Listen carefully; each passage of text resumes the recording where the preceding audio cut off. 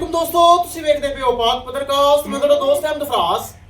ਦੋਸਤੋ ਸਭ ਤੋਂ ਪਹਿਲੀ ਰਿਕੁਐਸਟ ਹੈ ਪੇਜ ਨੂੰ ਫੋਲੋ ਕਰ ਲਓ ਤਾਂ ਕਿ ਸਾਡੀ ਹਰ ਆਉਣ ਵਾਲੀ ਵੀਡੀਓ ਮੇਰੇ ਬਰਾਬਰ ਵੇਖ ਸਕਣ।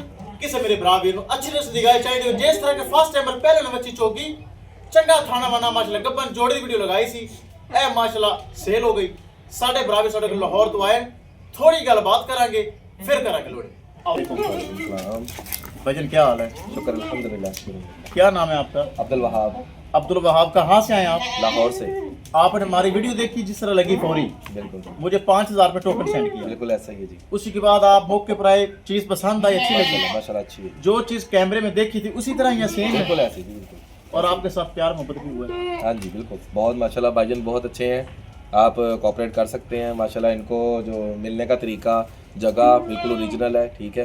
मैं खुद पहली दफ़ा इनके पास आया हूँ, ठीक है। रात को आया था, जानवर देख के गया हूँ, इनको टोकन वगैरह भी दिया, फिर अब सुबह आके माशाल्लाह लोड करा के और अपना लेके जा रहे हैं। अल्लाह ताला नसीब अच्छे कर सबके लिए जी, बहुत आप भी आए, यकीन करें बहुत नाइस पर्सन है जी। अल्लाह ताला आपकी नसीब करे। कैमरामैन साहब गड्डी नंबर एक चीज़ करो क्लियर छाड़ के करो। अल्लाह ताला भाई दी नसीब करे। बहुत अच्छा भाई माशाल्लाह, वीडियो वेखी, टोकन सेंड किया, मौके ते आए माशाल्लाह उन्हें परचेज कर ली।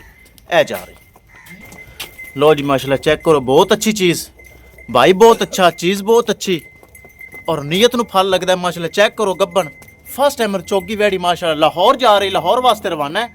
अल्लाह ताला सोनरा मालका दे नसीब करे। ए जा रही माशाल्लाह। किसी मेरे भरा नू मजीद जानवर चाहिए हो रब्ता करके परचेज कर सकता है।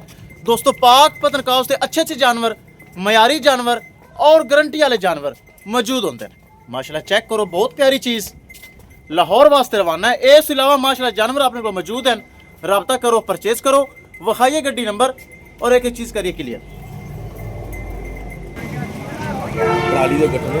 ओवर रखवा देना। लो जी करो लोड। लो जी है गड्डी लग चुकी, पिछू शायद दखते थोड़ा जितने टोया। लो जी महफूज तरीके नाल लोड हो रही है। किसी मेरे भरा नू वीर नू मजीद अच्छी नस्ल की इस तरह की वैड़ी पहले दूजे चाहिए होवे, बाएतमाद और भरोसे में परचेज कर सकता है। दोस्तों अपने को अच्छे अच्छे गाँव और मयारी गाँव मौजूद होती हैं। लो जी तसल्ली ना लोगे, लोड पाई बहुत अच्छे नमाज ने परचेज कर रही, लाहौर तो आए।